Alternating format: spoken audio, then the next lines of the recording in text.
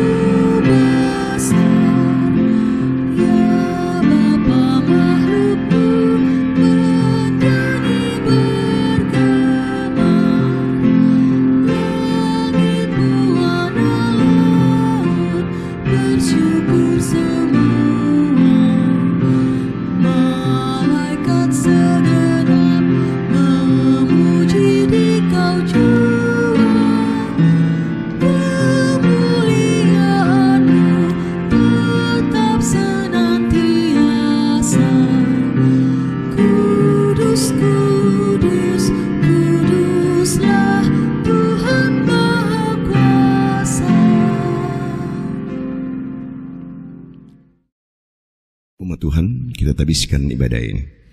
Pertolongan kita adalah dalam nama Tuhan yang menjadikan langit dan bumi.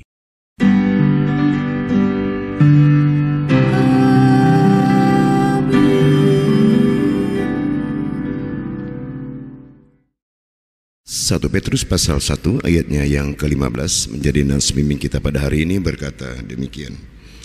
Tetapi hendaklah kamu menjadi kudus di dalam seluruh hidupmu, sama seperti Dia yang kudus yang telah memanggil kamu.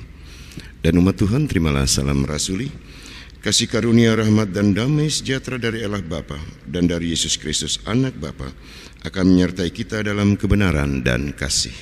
Dan menyertaimu juga.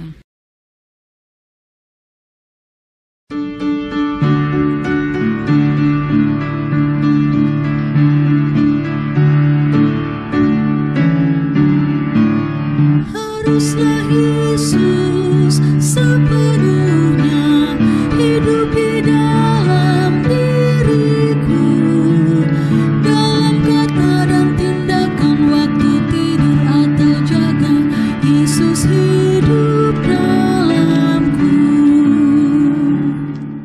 Tuhan, dipersilakan duduk kembali. Umat, mari kita berdoa kepada Allah. Ya Tuhan, saat ini kami datang dengan seluruh keberadaan kami yang tidak layak ini. Kami sadar bahwa banyak tutur kata dan tindakan kami yang tidak berkenan kepadamu. Kami pun sadar kami tidak mampu menjaga hati dan pikiran kami dengan baik dan benar, sehingga perilaku kami tidak mencerminkan kasih dan cinta-Mu. Kami gagal menghargai anugerah-Mu, yaitu kehidupan, yang seharusnya kami jawab dengan meneladani dan melakukan firman-Mu. Untuk itu Tuhan, kami mohon pengampunan-Mu, karena dalam pengampunan-Mu lah kami sedang diajar untuk lebih mengenal anugerah dan kasih-Mu.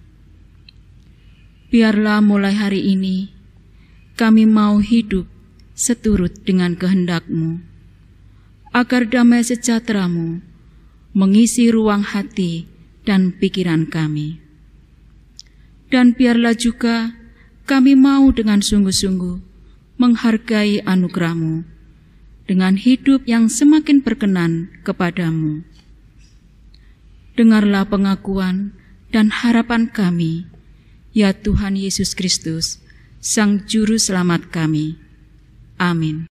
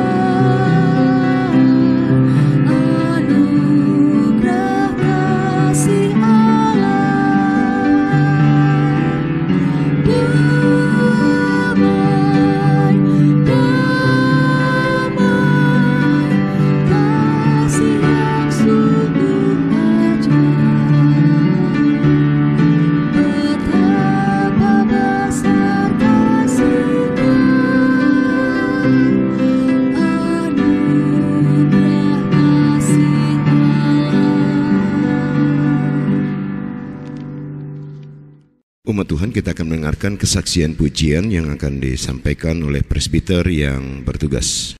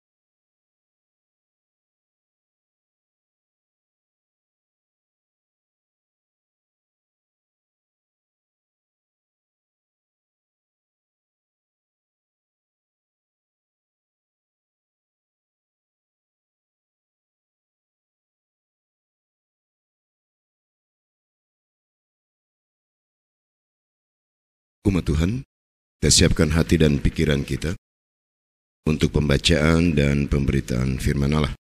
Untuk itu mari kita bersatu hati di dalam doa untuk pembacaan dan pemberitaan firman ini. Kita berdoa. Kiranya kasih sayang Tuhan menaungi hati dan pikiran kami melalui Roh-Mu yang kudus, agar ketika Engkau berkenan menyapa kami pada hari ini dengan sabda-Mu, kami dimampukan untuk bisa memaknai sabda-Mu ini dengan baik dan benar, dan kami dapat melakukannya di dalam keseharian kami. Amin. Umat Tuhan, marilah kita berdiri untuk mendengarkan firman Tuhan. Haleluya.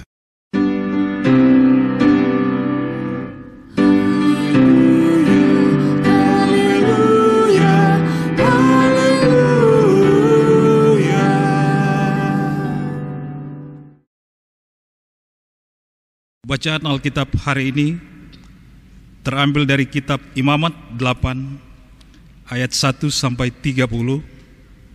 Imamat 8 ayat 1 sampai 30 yang menyatakan, Tuhan berfirman kepada Musa, "Panggillah Harun dan anak-anaknya bersama-sama dengan dia, dan ambillah pakaian-pakaian, minyak urapan, dan lembu jantan korban penghapus dosa, 2 domba jantan, dan bakul berisi roti yang tidak beragi. Lalu suruhlah berkumpul segenap umat ke depan pintu kemah pertemuan." Musa melakukan seperti yang diperintahkan Tuhan kepadanya. Lalu berkumpullah umat itu di depan kemah pertemuan. Berkatalah Musa kepada umat itu, "Inilah firman yang diperintahkan Tuhan untuk dilakukan." Lalu Musa menyuruh Harun dan anak-anaknya mendekat, dan dibasuhnyalah mereka dengan air. Sesudah itu, dikenakannya kemeja kepadanya, diikatkannya ikat pinggang, dikenakannya gamis, dikenakannya baju efod, diikatkannya sabuk baju efod, dan dikebatkannya sabuk itu kepadanya. Dikenakannya tutup dada kepadanya, dan dibubuhnya di dalam tutup dada itu Urim dan Tumim. Kemudian ditaruhnyalah serban di kepalanya, dan di atas serban itu di sebelah depan ditaruhnyalah patam emas, yakni jamang yang kudus, seperti yang diperintahkan Tuhan kepada Musa. Musa mengambil minyak urapan, lalu diurapinyalah kemah suci, serta segala yang ada di dalamnya, dan dikuduskannya semuanya itu. Dipercikannyalah sedikit dari minyak itu ke mezbah 7 kali, dan diurapinya mezbah itu serta segala perkakasnya, dan juga bejana pembasuhan serta alasnya untuk menguduskannya. Kemudian dituangkannya sedikit dari minyak urapan itu ke atas kepala Harun, dan diurapinyalah dia untuk menguduskannya. Musa menyuruh anak-anak Harun mendekat, lalu dikenakannya kemeja kepada mereka, diikatkannya ikat pinggang, dan dililitkannya destar, seperti yang diperintahkan Tuhan kepada Musa. Disuruhnyalah membawa lembu jantan korban penghapus dosa. Lalu Harun dan anak-anaknya meletakkan tangannya ke atas kepala lembu jantan korban penghapus dosa itu. Lembu itu disembelih, lalu Musa mengambil darahnya, kemudian dengan jarinya dibubuhnyalah darah itu pada tanduk-tanduk mezbah sekelilingnya, dan dengan demikian disucikannyalah mezbah itu dari dosa. Darah selebihnya dituangkannya pada bagian bawah mezbah. Dengan demikian dikuduskannya mezbah itu, dan diadakannya pendamaian baginya. Diambillah segala lemak yang melekat pada isi perut, umbai hati, kedua buah pinggang serta lemaknya, lalu Musa membakarnya di atas mezbah. Tetapi lembu jantan itu dengan kulit, daging dan kotorannya dibakarnya habis di luar perkemahan, seperti yang diperintahkan Tuhan kepada Musa. Kemudian disuruhnya membawa domba jantan korban bakaran, lalu Harun dan anak-anaknya meletakkan tangannya ke atas kepala domba jantan itu. Domba itu disembelih, lalu Musa menyiramkan darahnya pada mezbah sekelilingnya. Domba itu dipotong-potong menurut bagian-bagian tertentu, lalu Musa membakar kepalanya dan bagian-bagiannya dan lemaknya. Tetapi isi perut dan betisnya dibasuh dengan air. Lalu Musa membakar seluruh domba jantan itu di atas mezbah. Itulah korban bakaran yang baunya menyenangkan, yakni suatu korban api-apian bagi Tuhan, seperti yang diperintahkan Tuhan kepada Musa. Kemudian disuruhnya membawa domba jantan yang lain, yakni domba persembahan pentahbisan. Lalu Harun dan anak-anaknya meletakkan tangannya ke atas kepala domba jantan itu. Domba jantan itu disembelih, lalu Musa mengambil sedikit dari darahnya dan membubuhnya pada cuping telinga kanan Harun, pada ibu jari tangan kanan dan pada ibu jari kaki kanannya. Musa menyuruh anak-anak Harun mendekat, lalu membubuh sedikit dari darah itu pada cuping telinga kanan mereka, pada ibu jari tangan kanan dan pada ibu jari kaki kanan mereka. Lalu Musa menyiramkan darah selebihnya pada mezbah sekelilingnya. Diambilnyalah lemaknya, ekornya yang berlemak, segala lemaknya yang melekat pada isi perut, umbai hatinya, kedua buah pinggang serta lemaknya dan paha kanannya. Dan dari dalam bakul berisi roti yang tidak beragi yang ada di hadapan Tuhan, diambilnyalah satu roti bundar yang tidak beragi, satu roti bundar yang diolah dengan minyak, dan satu roti tipis, lalu diletakkannya di atas segala lemak dan di atas paha kanan itu, dan ditaruhnya seluruhnya di telapak tangan Harun dan di telapak tangan anak-anaknya, dan dipersembahkannya semuanya sebagai persembahan unjukan di hadapan Tuhan. Kemudian Musa mengambil semuanya dari telapak tangan mereka, lalu dibakarnya di atas mezbah, yaitu di atas korban bakaran. Itulah persembahan pentahbisan untuk menjadi bau yang menyenangkan. Itulah suatu korban api-apian bagi Tuhan. Musa mengambil dada domba itu dan mempersembahkannya sebagai persembahan unjukan di hadapan Tuhan. Itulah yang didapat Musa sebagai bagiannya dari domba jantan persembahan pentahbisan itu, seperti yang diperintahkan Tuhan kepada Musa. Dan lagi Musa mengambil sedikit dari minyak urapan dan dari darah yang di atas mezbah itu, lalu dipercikannya kepada Harun, ke pakaiannya, dan juga kepada anak-anaknya dan ke pakaian anak-anaknya. Dengan demikian ditahbiskannyalah Harun, pakaiannya, dan juga anak-anaknya dan pakaian anak-anaknya.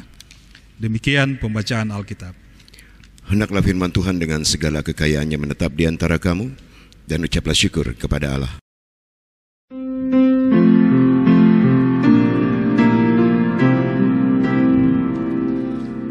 Kepadamu puji-pujian, nada syukur dan segala kemuliaan, ya Bapa, Putra, Roh Kudus, sampai kekal abadi.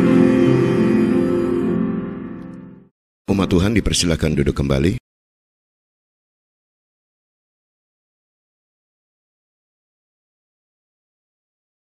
Kita mungkin masih ingat ketika kita belajar ilmu pengetahuan alam, ada bagian yang disebut dengan pelajaran biologi.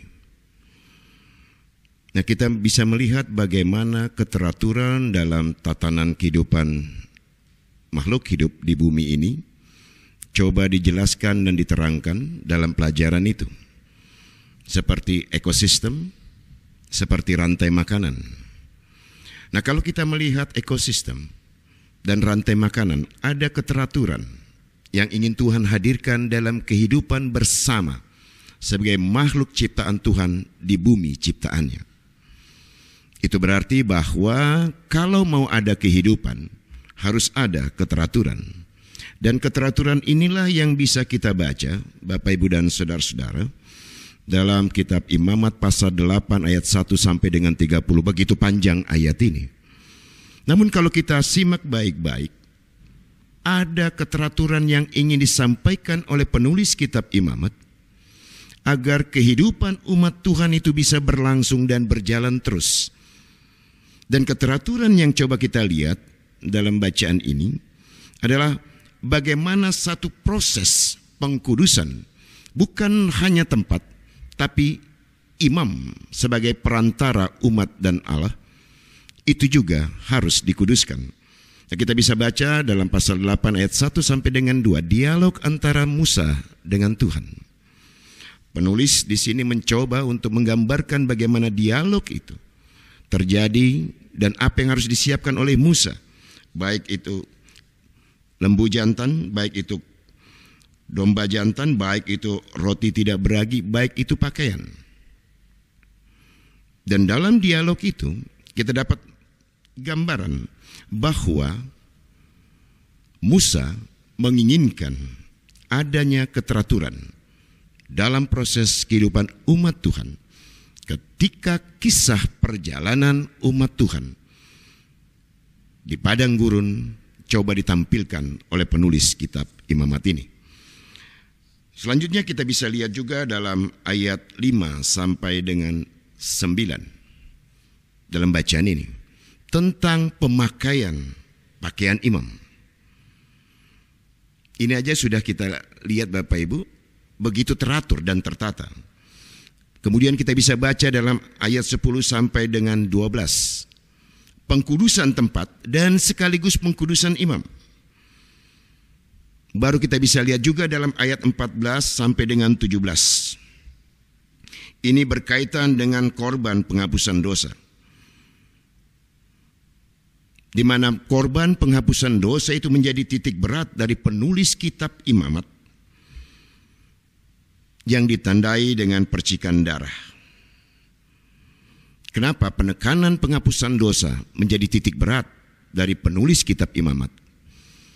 Kita dapat melihat kembali Bapak, Ibu, dan saudara-saudara bahwa ada sesuatu yang dikoreksi tentang korban penghapusan dosa. Karena setiap manusia pasti berdosa. Tapi bagaimana kembali dosa itu bisa diangkat dan bisa dihapus? Karena kemurahan Tuhan, ada caranya dan kita lihat dalam ayat 14 sampai dengan 17 ini. Tujuannya apa? Setelah penghapusan dosa itu, ada hidup yang disebut dengan kekudusan. Dan hidup yang kudus ini adalah sebagai persembahan yang berkenan di hadapan Allah. Itu yang mau dicapai Bapak, Ibu, dan saudara-saudara. Dan dalam Kamus Besar Bahasa Indonesia, kata kudus itu berarti suci, murni, saleh. Dan kembali kita melihat kembali perikop kita pada hari ini dalam ayat 18 sampai dengan 21. Cara mempersembahkan korban bakaran, ada aturannya, ada tatanannya. Dan juga kita dapat melihat dalam ayat 22 sampai dengan 25, cara korban pentabisan, ada caranya, ada tatanannya. Bagaimana darah domba jantan itu coba ditaruh di telinga, di tangan, di kaki sebagai simbol agar imam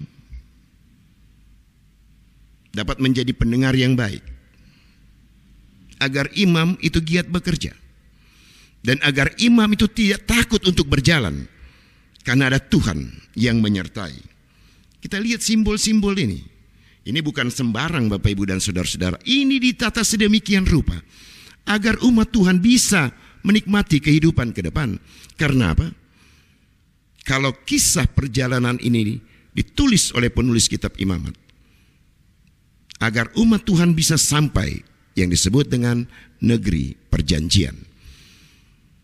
Penulis kitab Imamat sadar bahwa dalam perjalanan begitu banyak tantangan dan pergumulan yang akan dihadapi oleh umat Tuhan untuk sampai ke negeri perjanjian. Tapi kalau tidak ditata dengan baik, bisa bubar rombongan besar ini, sehingga tidak bisa sampai ke negeri perjanjian. Baru kita bisa lihat juga ayat 26 sampai dengan 29. Cara mempersembahkan persembahan unjukan sebagai simbol imam siap memberikan makanan jasmani maupun rohani. Baru ayat yang terakhir, ayat 30, saya akan membacakan ulang ayat ini. Dan lagi Musa mengambil sedikit dari minyak urapan dan dari darah yang di atas mezbah itu, lalu dipercikannya kepada Harun, kepakaiannya dan juga kepada anak-anaknya dan kepakaian anak-anaknya. Dengan demikian ditabiskannya lah Harun pakaiannya dan juga anak-anaknya dan pakaian anak-anaknya. Kekudusan menjadi tujuan. Kalau kita baca ayat 30 ini. Jadi kalau kita melihat dari ayat 1 sampai dengan 30, tatanan itu, aturan itu dibuat sedemikian rupa agar kekudusan itu menjadi sesuatu yang harus dicapai.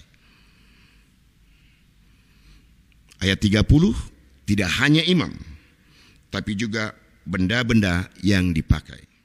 Seperti pakaian, bandingkan dengan ayat 5 sampai dengan 9. Di sini kembali Bapak Ibu dan saudara-saudara, bagaimana hidup kudus itu menjadi titik berat kehidupan umat Tuhan.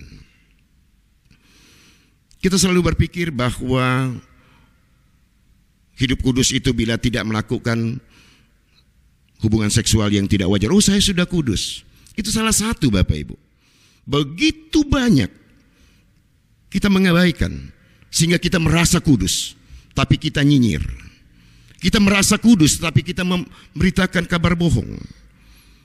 Kita merasa kudus, tapi sumpah serapah seringkali muncul.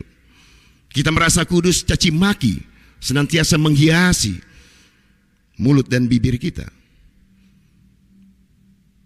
Kita merasa kudus, tapi iri hati selalu hadir dalam ruang hati dan pikiran kita. Apakah kita menjadi kudus? Enggak kan? Nah, hidup kudus itu kita mampu menjaga hati dan pikiran kita, sehingga seluruh gerak langkah kehidupan ini menjadi persembahan yang berkenan kepada Allah. Bandingkan dengan nyanyian yang dinyanyikan oleh presbiter tadi. Bagaimana orang yang dalam kekelaman, orang yang tidak berdaya, hanya kasih kudus yang mampu mengangkat. Orang itu menjadi benar, orang itu menjadi kuat, orang itu menjadi sehat. Hanya kekudusan yang mampu melawan ketidakbenaran. Jadi sering kita salah kaprah Bapak Ibu. Oh, saya tidak melakukan hubungan seksual yang tidak wajar, berarti saya tidak. Banyak hal kita gagal untuk menjadi kudus. Dendam, sulit untuk mengampuni, sering banyak berbohong, sering menipu. Tapi kita anggap biasa aja kok. Tapi mari kita lihat kembali keteraturan dan tatanan kehidupan ini. Bandingkan dengan rantai makanan, bandingkan dengan ekosistem. Kalau sesuatu satu hilang saja, hilang keseimbangan. Kekudusan sekali lagi itu kita mampu menjaga hati dan pikiran kita.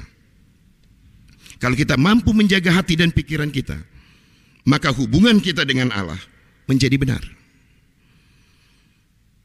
Tapi kalau kita tidak mampu menjaga hati dan pikiran kita, jangan harap kita mampu memberikan persembahan yang benar di hadapan Tuhan. Kembali kalau dalam bentuk materi ataupun dalam bentuk uang, kalau hati dan pikiran kita benar kepada Tuhan, memberikan persepuluhan, memberikan persembahan bukan hal yang sulit.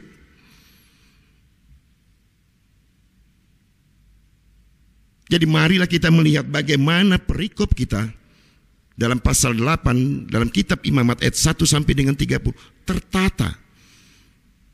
Tujuannya apa? Agar kudus. Agar apa? Umat itu sampai ke negeri perjanjian. Karena keteraturan dan tatanan yang benar itu akan menghadirkan kehidupan. Kalau yang terjadi sumpah serapah, nyinyir, berita bohong yang kita sampaikan, apakah ada kehidupan? Yang ada pertengkaran. Apakah pertengkaran itu menghadirkan kehidupan? Pasti tidak. Apakah kebencian itu menghadirkan kehidupan? Sudah pasti tidak. Nah, kalau kita mau menghadirkan kehidupan, hiduplah dengan tatanan yang baik dan benar. Hiduplah dengan penuh keteraturan. Agar kita mampu mengangkat orang yang tidak benar menjadi benar. Dan juga kita mampu memberikan kehidupan kepada banyak orang di dalam kehidupan ini. Penulis kitab Imamat menempatkan kisah perjalanan umat Israel dengan pentabisan Harun sebagai imam agar dia kudus. Agar apa? Sebagai seorang pemimpin yang baik dan benar, dia mampu menghantar umatnya sampai pada tujuan, yaitu negeri perjanjian. Nah, kita pun kalau mau menghantar pribadi kita, keluarga kita, anak-anak kita, marilah kita tata hidup ini agar kita bisa menikmati kehidupan. Aturan sepertinya yang jelimet, jelimet amat sih mau begini-begini. Ini harus ditata, ini harus diatur. Kalau tidak ditata dan tidak diatur, rusaklah tatanan kehidupan. Kalau kita mau lihat lagi skop yang jauh lebih luas, Tuhan menciptakan tatanan tata surya dan jagat raya ini. Tidak ada benturan antar planet, semua teratur. Karena dalam keteraturan ada kehidupan. Keteraturan yang coba dihadirkan dalam dialog Tuhan dengan Musa adalah agar umat Tuhan mampu menerjemahkan perjalanan ke depan. Untuk sampai negeri perjanjian, kami harus benar di mata Tuhan. Sama dengan kehidupan kita.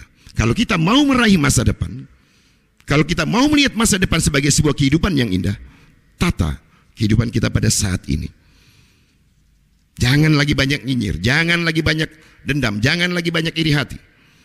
Hilangkan itu. Apalagi berita bohong. Di masa pandemi ini Bapak Ibu, caci maki sumpah serapah lewat media sosial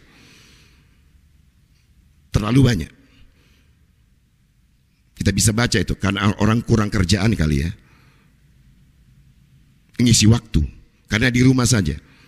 Padahal disitulah kita sedang ditata bagaimana hidup ini menjadi benar, sehingga saya mampu memberikan kehidupan sebagai bentuk persembahan kepada Tuhan, agar hidup ini diberkati, agar ke depan itu tujuan yang kita inginkan Tuhan akan sertai dan Tuhan akan berkati. Amin.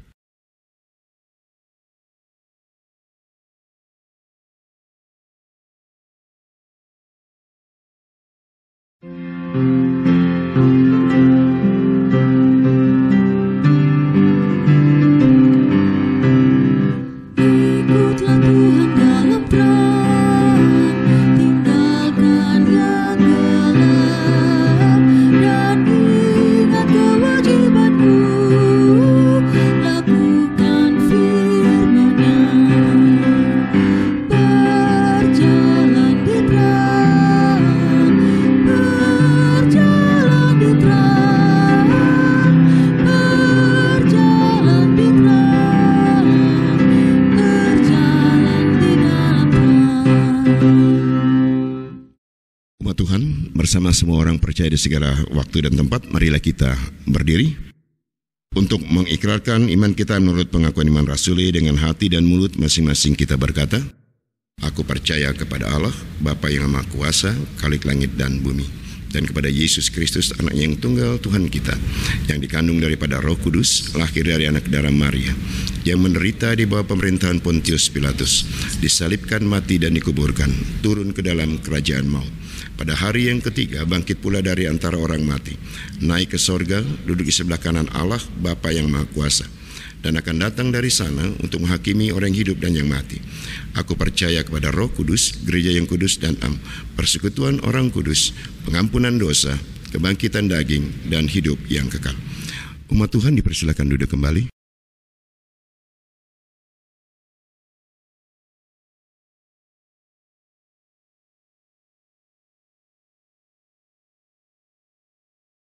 Mari kita bersatu di dalam doa.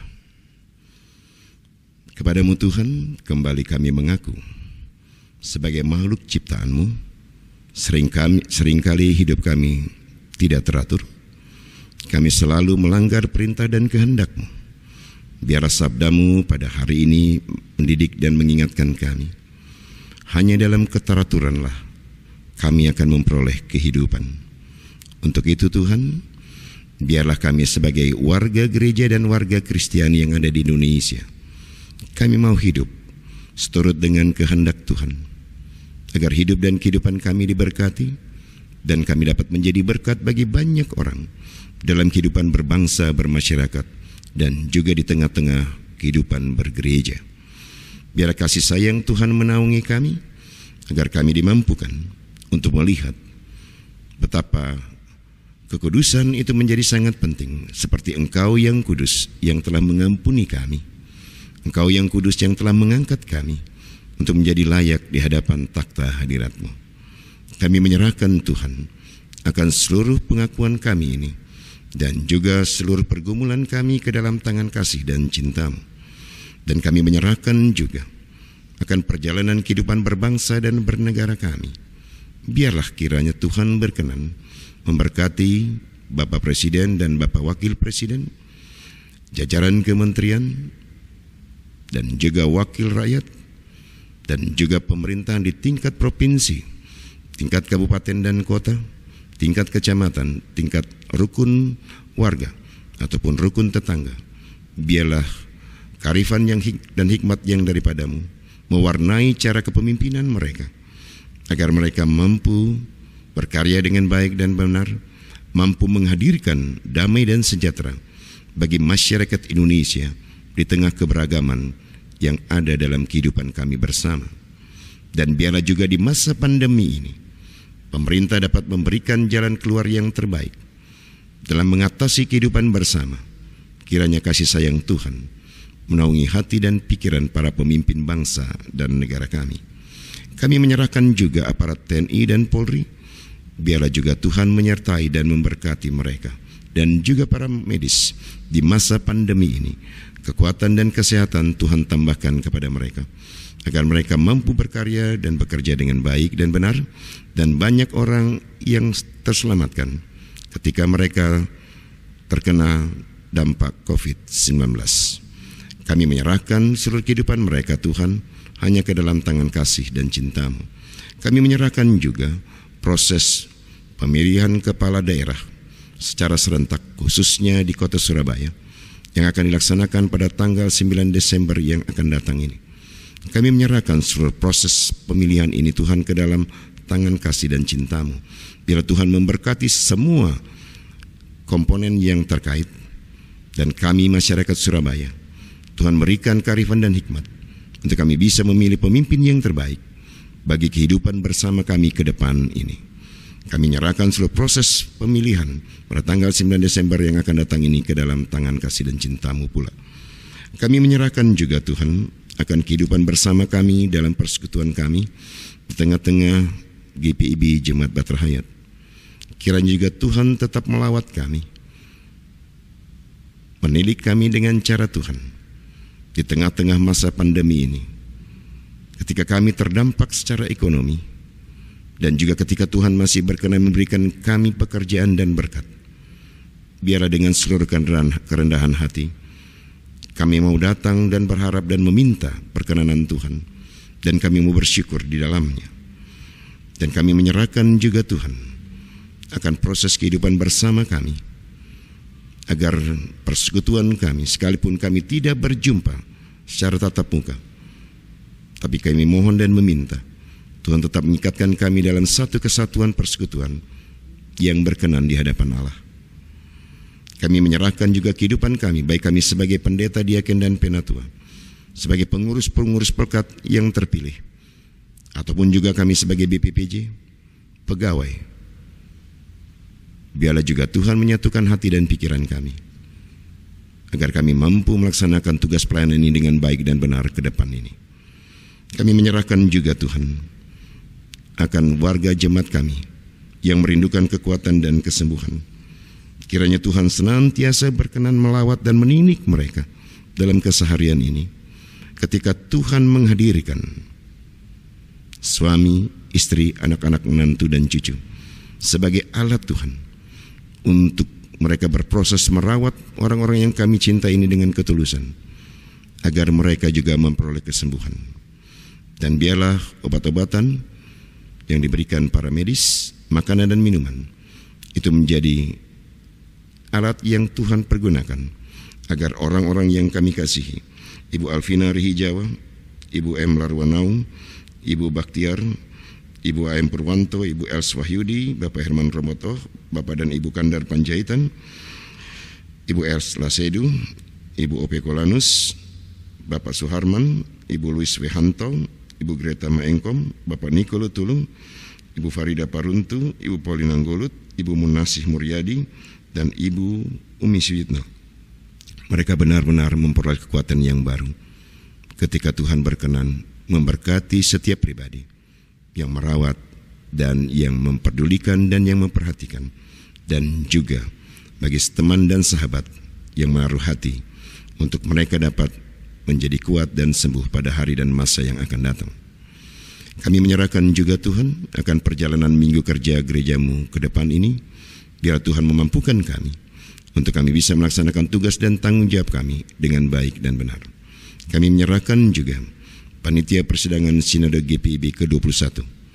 Biar juga Tuhan tetap memberkati dan menguatkan kami, sehingga kami dapat menyiapkan diri kami dalam proses persidangan Sinode pada tahun 2021 yang akan datang ini. Kami menyerahkan seluruh hidup dan kehidupan kami.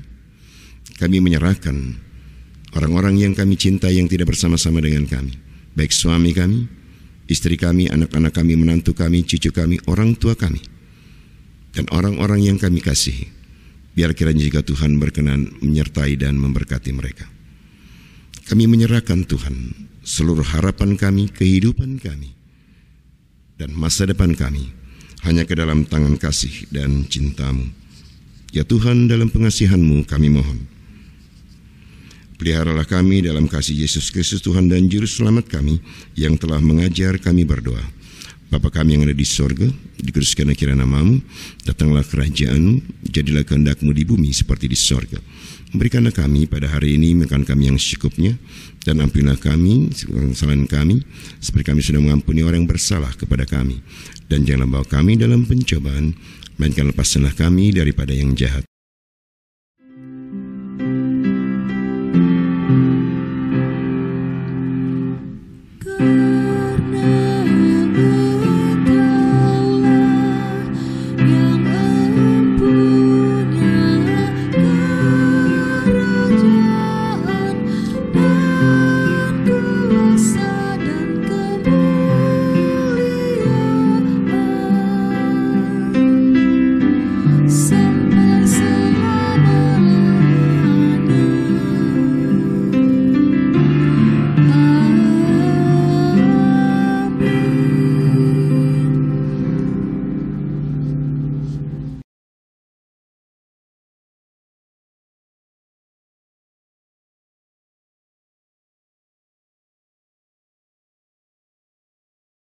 Umat, mari kita mengucap syukur kepada Tuhan dengan memberi persembahan kepadanya.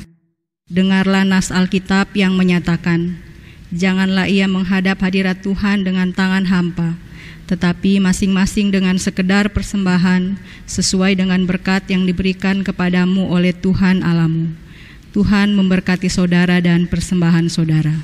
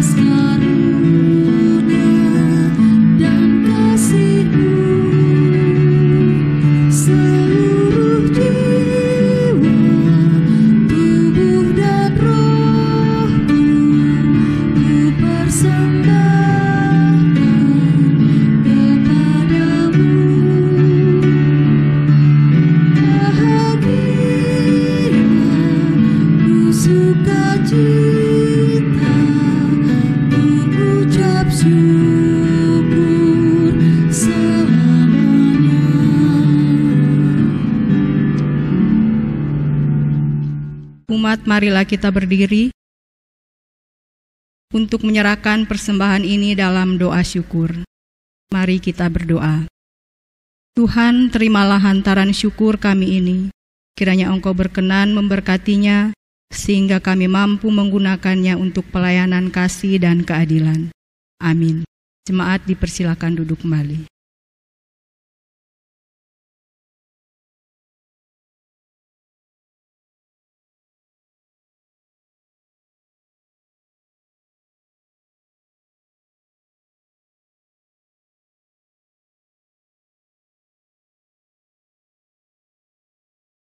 Warta Jemaat, hari Minggu 23 sesudah Pentakosta, Minggu 8 November 2020. Ibadah keluarga Rabu 11 November 2020. Ibadah keluarga hari Rabu 11 November 2020 di masing-masing sektor 1 sampai dengan 5 kembali akan dilaksanakan dalam bentuk ibadah pekan keluarga di rumah masing-masing. Aksi Meja Putih tahap ke-6.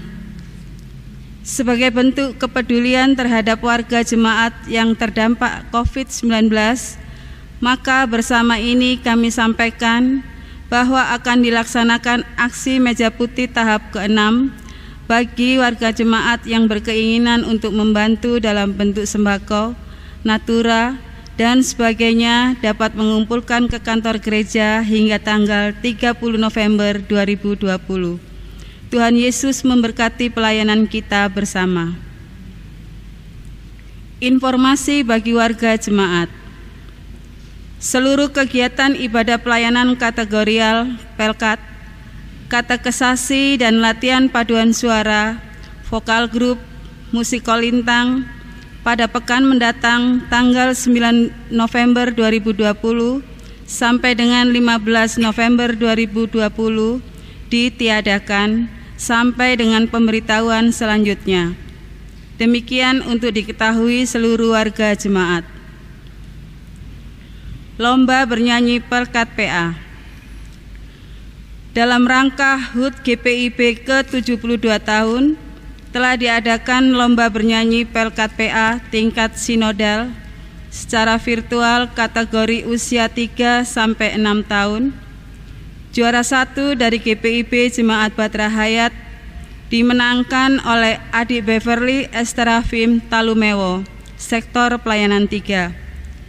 Dan juara harapan 2 dimenangkan oleh Adik Darren Johnson Patiasina, sektor pelayanan 2.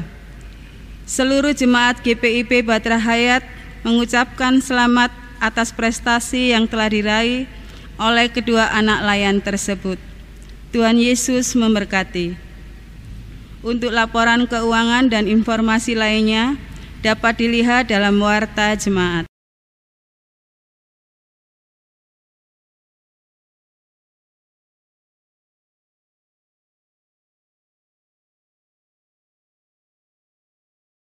Umat Tuhan, marilah kita berdiri dan dengarlah amanat pengutusan. Hiduplah dalam damai sejahtera Tuhan, serta lakukanlah firman Tuhan dalam tugas dan panggilanmu di tengah masyarakat dan bangsa.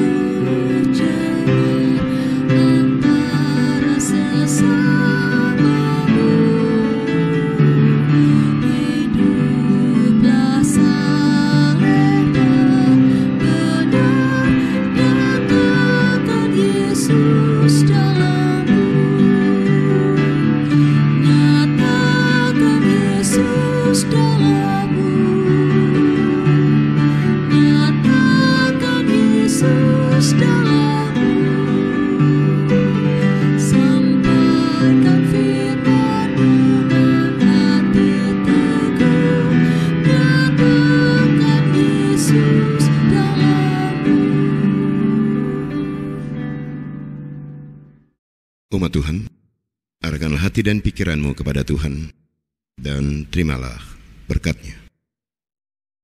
Tuhan memberkati engkau dan melindungi engkau. Tuhan menyinari engkau dengan wajah-Nya dan memberi engkau kasih karunia. Tuhan menghadapkan wajah-Nya kepadamu dan memberi engkau damai sejahtera.